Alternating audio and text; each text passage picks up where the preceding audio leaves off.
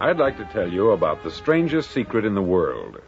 Not long ago, Albert Schweitzer, the great doctor and Nobel Prize winner, was being interviewed in London, and a reporter asked him, "Doctor, what's wrong with men today?" The great doctor was silent a moment, and then he said, "Men simply don't think." And it's about this that I want to talk with you.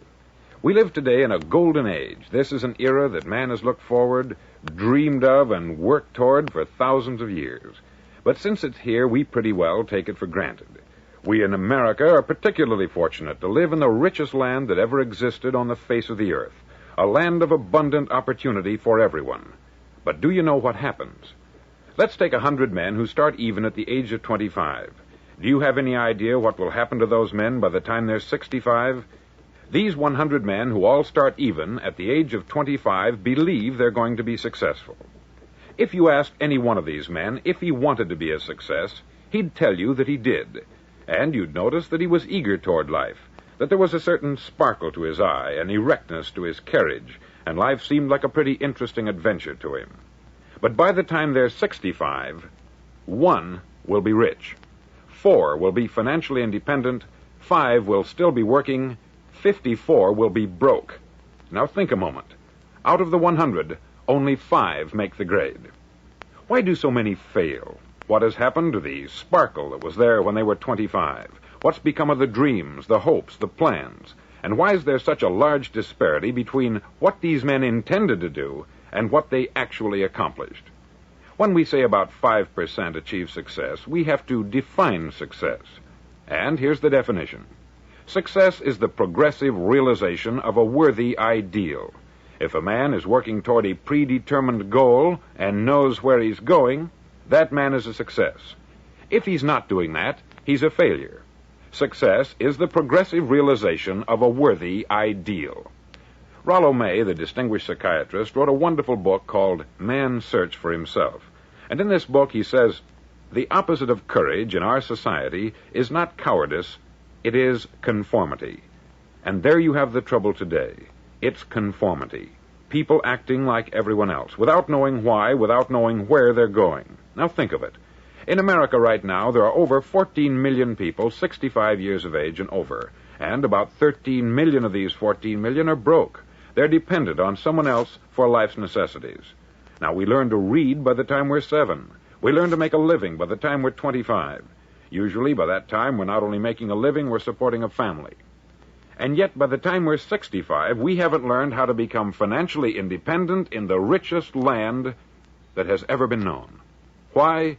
We conform. And the trouble is that we're acting like the wrong percentage group, the 95% who don't succeed. Now, why do these people conform? Well, they don't know, really. These people believe that their lives are shaped by circumstances, by things that happen to them, by exterior forces. They're outer-directed people. A survey was made one time that covered a lot of men, working men, and these men were asked this question. Why do you work? Why do you get up in the morning? 19 out of 20 had no idea. If you ask them, they'll say, everyone goes to work in the morning. And that's the reason they do it, because everyone else is doing it. Now let's get back to our definition of success. Who succeeds? The only man who succeeds is the man who is progressively realizing a worthy ideal. He's the man who says, I'm going to become this, and then begins to work toward that goal. I'll tell you who the successful people are. A success is the school teacher who's teaching school because that's what she wanted to do. The success is the woman who's a wife and mother because she wanted to become a wife and mother and is doing a good job of it. The success is the man who runs the corner gas station because that's what he wanted to do. The success is the successful salesman who wants to become a top-notch salesman and grow and build with his organization. A success is anyone who is doing deliberately a predetermined job because that's what he decided to do deliberately. But only 1 out of 20 does that. That's why today there isn't really any competition, unless we make it for ourselves. Instead of competing, all we have to do is create. Now, for 20 years, I looked for the key which would determine what would happen to a human being. Was there a key, I wanted to know, which would make the future a promise that we could foretell to a large extent? Was there a key that would guarantee a person's becoming successful if he only knew about it and knew how to use it? Well, there is such a key, and I've found it. Have you ever wondered why so many men work so hard and honestly without ever achieving anything in particular, and others don't seem to work hard and yet seem to get everything? They have the magic touch. You've heard them say that about someone. Everything he touches turns to gold. And have you ever noticed that a man who becomes successful tends to continue to become successful? And on the other hand, have you noticed how a man who is a failure tends to continue to fail? It's because of goals. Some of us have them, some don't. People with goals succeed because they know where they're going. Now think of a ship leaving a harbor, and think of it with the complete voyage mapped out and planned. The captain and crew know exactly where it's going and how long it will take. It has a definite goal. 9,999 times out of 10,000, it will get to where it started out to get. Now let's take another ship, just like the first, only let's not put a crew on it, or a captain at the helm. Let's give it no aiming point, no goal, no destination. We just start the engines and let it go. I think you'll agree with me that if it gets out of the harbor at all, it will either sink or wind up on some deserted beach a derelict.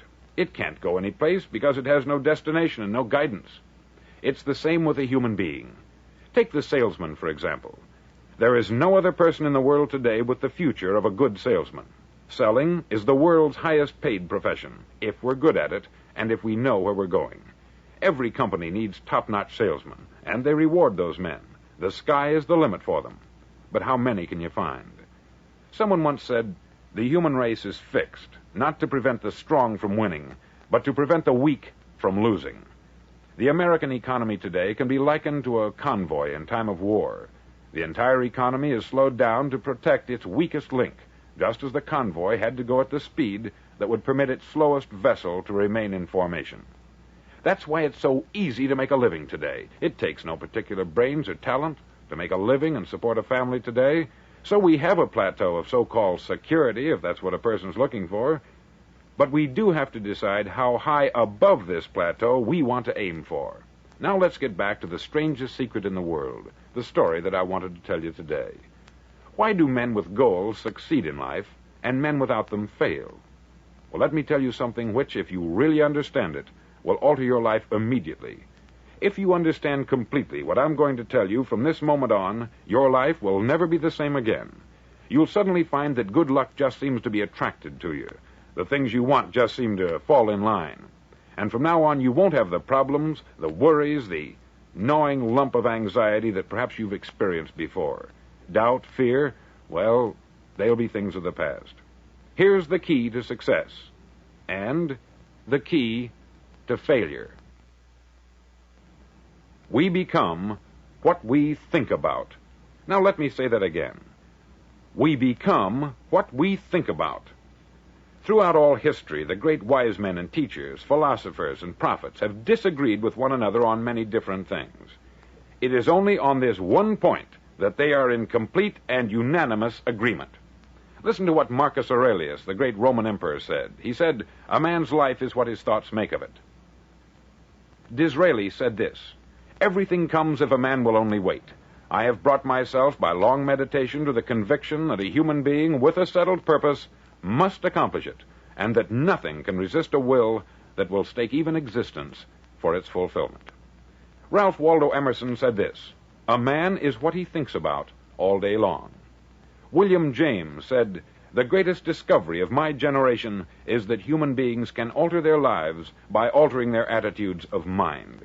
And he also said, "We need only in cold blood act as if the thing in question were real, and it will become infallibly real by growing into such a connection with our life that it will become real. It will become so knit with habit and emotion that our interest in it will be those which characterize belief." He also said this, "If you only care enough for a result, you will almost certainly attain it.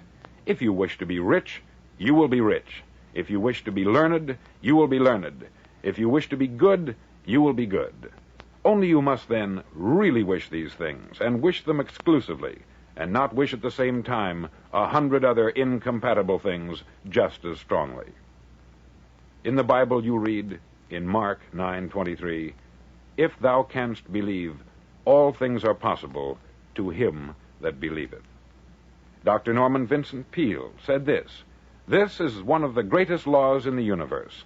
fervently do I wish I had discovered it as a very young man. It dawned upon me much later in life, and I've found it to be one of the greatest, if not my greatest discovery, outside of my relationship to God.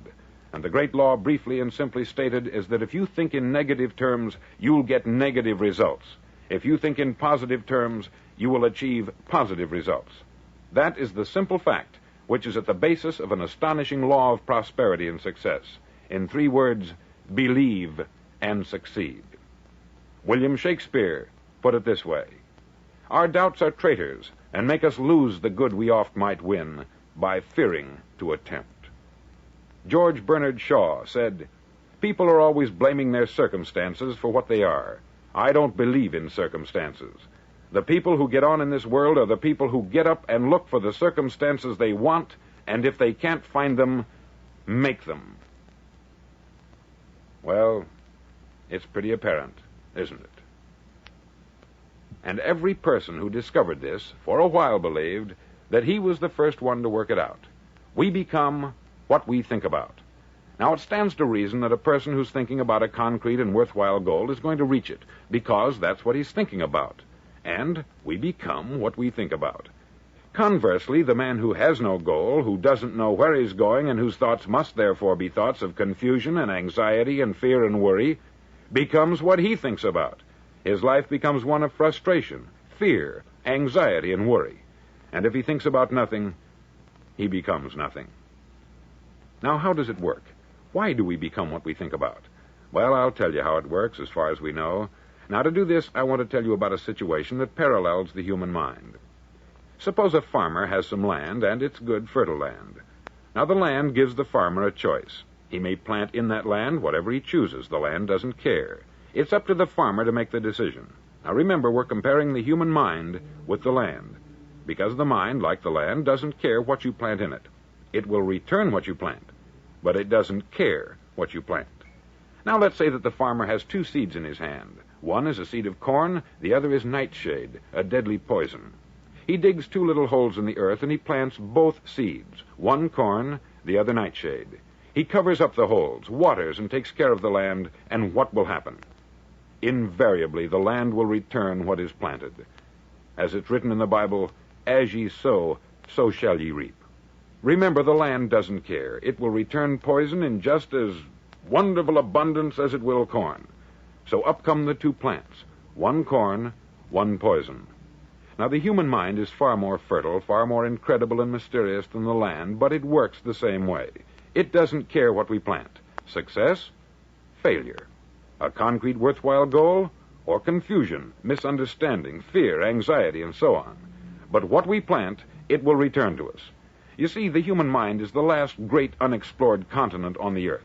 It contains riches beyond our wildest dreams. It will return anything we want to plant. Now, you might say, well, if that's true, why don't people use their minds more? Well, I think they've figured out an answer to that, too. Our mind comes as standard equipment at birth. It's free, and things that are given to us for nothing we place little value on. Things that we pay money for, we value. The paradox is that exactly the reverse is true. Everything that's really worthwhile in life came to us free. Our mind, our soul, our body, our hopes, our dreams, our ambitions, our intelligence, our love of family and children and friends.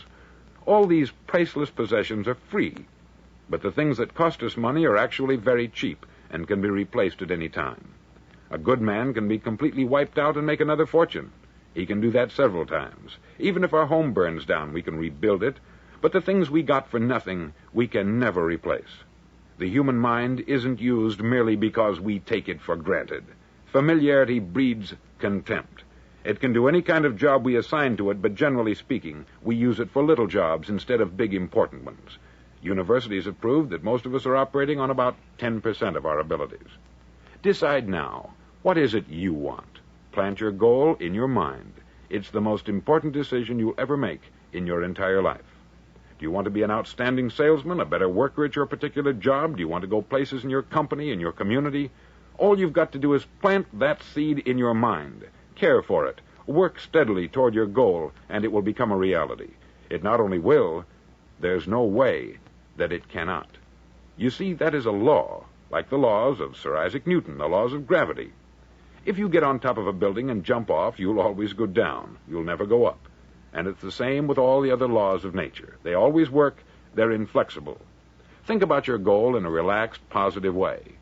Picture yourself in your mind's eye as having already achieved this goal. See yourself doing the things you will be doing when you've reached your goal. Ours has been called the phenobarbital age, the age of ulcers and nervous breakdowns. At a time when medical research has raised us to a new plateau of good health and longevity, far too many of us worry ourselves into an early grave trying to cope with things in our own little personal ways, without learning a few great laws that will take care of everything for us. These things we bring on ourselves through our habitual way of thinking. Every one of us is the sum total of his own thoughts. He is where he is because that is exactly where he really wants to be, whether he'll admit that or not. Each of us must live off the fruit of his thoughts in the future, because what you think today and tomorrow, next month and next year, will mold your life and determine your future. You're guided by your mind. I remember one time I was driving through Arizona, and I saw one of those giant earth-moving machines roaring along the road at about 35 miles an hour with what looked like 20 tons of dirt in it, a tremendous, incredible machine, and there was a little man perched way up on top with the wheel in his hands guiding it. And as I drove along, I was struck by the similarity of that machine to the human mind. Just suppose you're sitting at the controls of such a vast source of energy. Are you going to sit back and fold your arms and let it run itself into a ditch? Or are you going to keep both hands firmly on the wheel and control and direct this power to a specific, worthwhile purpose? It's up to you. You're in the driver's seat. You see, the very law that gives us success is a two-edged sword. We must control our thinking. The same rule that can lead a man to a life of success, wealth, happiness, and all the things he's ever dreamed of for himself and his family, that very same law can lead him into the gutter. It's all in how he uses it, for good or for bad. This is the strangest secret in the world. Now, why do I say it's strange, and why do I call it a secret? Actually, it isn't a secret at all. It was first promulgated by some of the earliest wise men, and it appears again and again throughout the Bible. But very few people have learned it, understand it. That's why it's strange, and why, for some equally strange reason, it virtually remains a secret. I believe that you could go out and walk down the main street of your town and ask one man after another what the secret of success is, and you probably wouldn't run into one man in a month who could tell you. Now, this information is enormously valuable to us, if we really understand it and apply it. It's valuable to us not only for our own lives, but the lives of those around us, our family, employees, associates, and friends. Life should be an exciting adventure. It should never be a bore. A man should live fully, be alive. He should be glad to get out of bed in the morning. He should be doing a job he likes to do because he does it well. One time I heard Grove Patterson make a speech, the editor-in-chief of the Toledo Daily Blade, and as he concluded his speech, he said something that I've never forgotten. He said something like this: "My years in the newspaper business have convinced me of several things, among them that people are basically good, and that we came from someplace, and we're going someplace. So we should make our time here an exciting adventure. The architect of the universe didn't build a stairway leading nowhere. And the greatest teacher of all, the carpenter from the plains of Galilee, gave us the secret time and time again. As ye believe, so shall it be done unto you."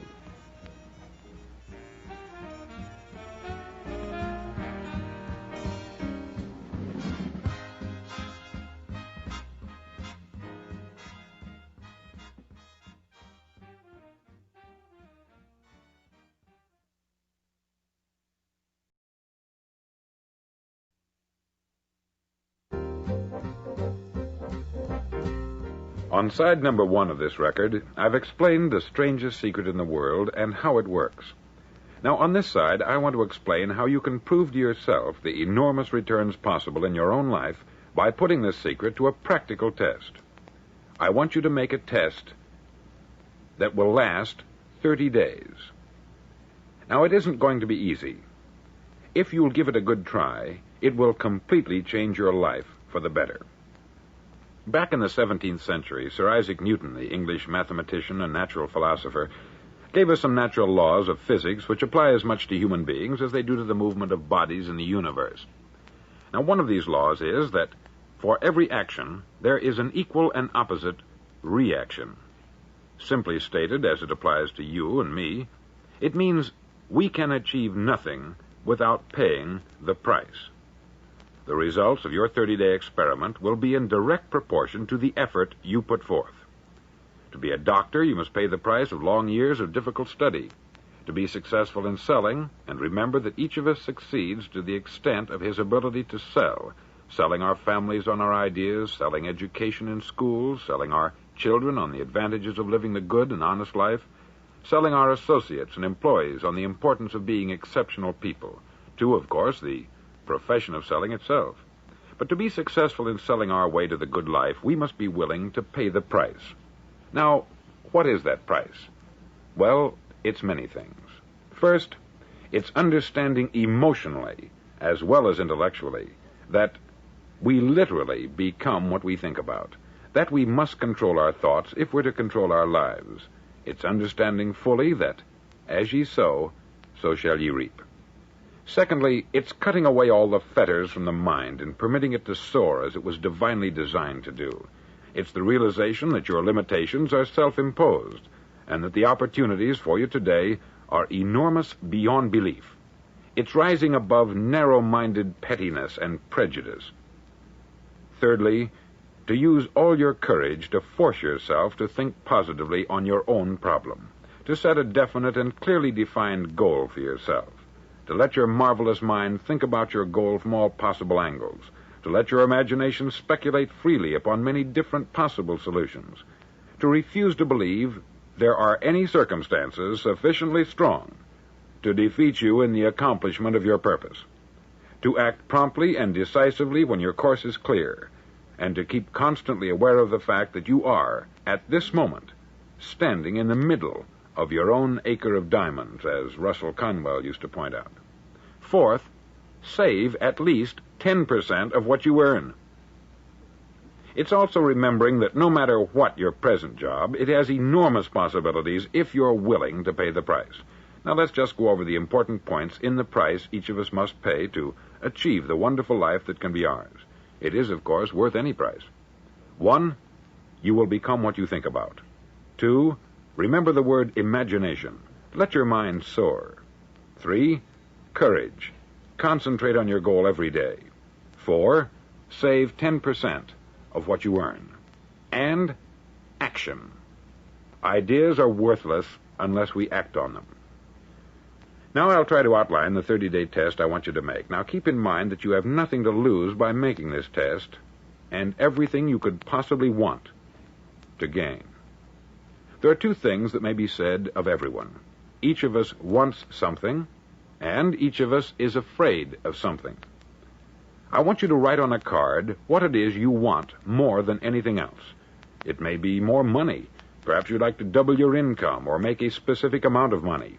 It may be a beautiful home. It may be success at your job.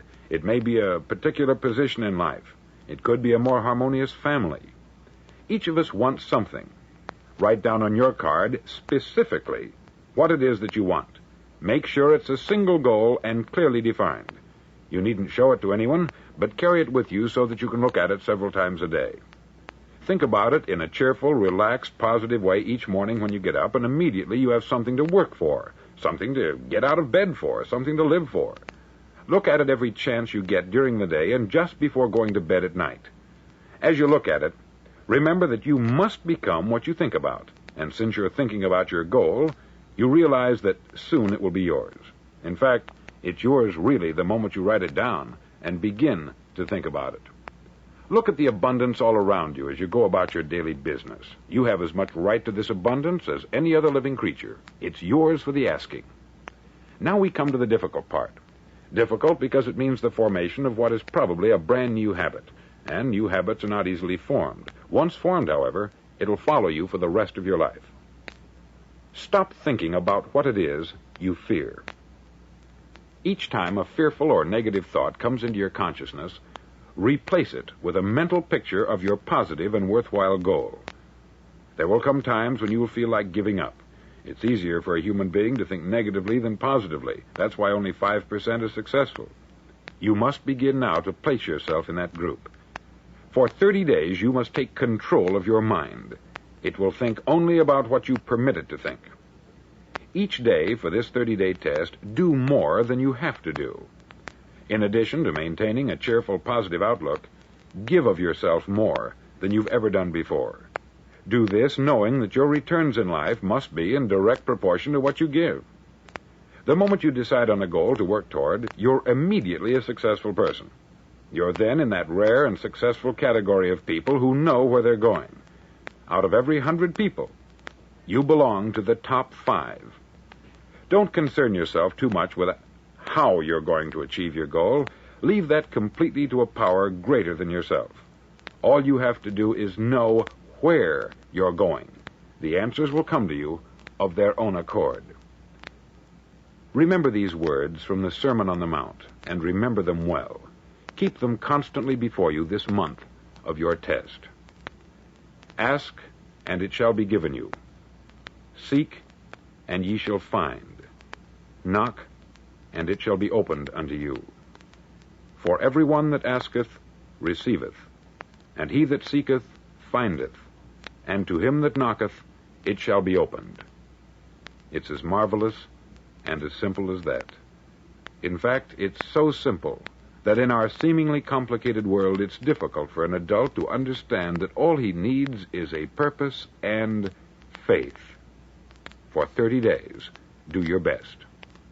If you're a salesman, go at it as you've never done before, not in hectic fashion, but with the calm, cheerful assurance that time well spent will give you the abundance in return you deserve and want. If you're a homemaker, devote your 30-day test to complete giving of yourself without thinking about receiving anything in return, and you will be amazed at the difference it makes in your life. No matter what your job, do it as you've never done it before for 30 days. And if you've kept your goal before you every day, you'll wonder and marvel at this new life you've found. Dorothea Brand, outstanding editor and writer, discovered it for herself and tells about it in her fine book, Wake Up and Live. Her entire philosophy is reduced to the words, act as though it were impossible to fail. She made her own test with sincerity and faith, and her entire life was changed to one of overwhelming success. Now you make your test for 30 full days. Don't start your test until you've made up your mind to stick with it. You see, by being persistent, you're demonstrating faith. Persistence is simply another word for faith. If you didn't have faith, you would never persist. If you should fail during your first 30 days, by that I mean suddenly find yourself overwhelmed by negative thoughts, you've got to start over again from that point and go 30 more days. Gradually, your new habit will form until you find yourself one of that wonderful minority to whom virtually nothing is impossible. Don't forget the card. It's vitally important as you begin this new way of living. On one side of the card, write your goal, whatever it may be. On the other side, write the words we've quoted from the Sermon on the Mount. Ask, and it shall be given you. Seek, and ye shall find. Knock, and it shall be opened unto you. In your spare time during your test period, read books that will help you. Inspirational books like the Bible, Dorothea Brand's Wake Up and Live, The Magic of Believing by Claude Bristol, Think and Grow Rich by Napoleon Hill, and other books that instruct and inspire. Nothing great was ever accomplished without inspiration. See that during these crucial first 30 days, your own inspiration is kept at a peak. Above all, don't worry. Worry brings fear, and fear is crippling. The only thing that can cause you to worry during your test is trying to do it all yourself. Know that all you have to do is hold your goal before you. Everything else will take care of itself. Remember also to keep calm and cheerful. Calm and cheerful. Don't let petty things annoy you and get you off course. Now, since making this test is difficult, some may say, well, why should I bother? Well, look at the alternative. No one wants to be a failure. No one really wants to be a mediocre individual. No one wants a life constantly filled with worry, fear, and frustration. Therefore, remember that you must reap that which you sow. If you sow negative thoughts, your life will be filled with negative things. If you sow positive thoughts, your life will be cheerful, successful, and positive. Now, gradually, you will have a tendency to forget what you've heard on this record. Play it often. Keep reminding yourself of what you must do to form this new habit. Gather your whole family about and listen to what's been said here at regular intervals. You know, most men will tell you that they want to make money without understanding the law. The only people who make money work in the mint. The rest of us must earn money. This is what causes those who keep looking for something for nothing or a free ride to fail in life. The only way to earn money is by providing people with services or products which are needed and useful. We exchange our product or service for the other man's money. Therefore, the law is that our financial return will be in direct proportion to our service. Success is not the result of making money. Making money is the result of success. And success is in direct proportion to our service. Most people have this law backwards. They believe that you're successful if you earn a lot of money. The truth is that you can only earn money after you're successful. It's like the story of the man who sat in front of the stove and said to it, "Give me heat, and then I'll add the wood." How many men and women do you know, or do you suppose there are today, who take the same attitude toward life? There are millions. We've got to put the fuel in before we can expect heat. Likewise, we've got to be of service first before we can expect money. Don't concern yourself with the money. Be of service. Build, work, dream, create. Do this, and you'll find there's no limit to the prosperity and abundance that will come to you. Prosperity is founded upon a law of mutual exchange.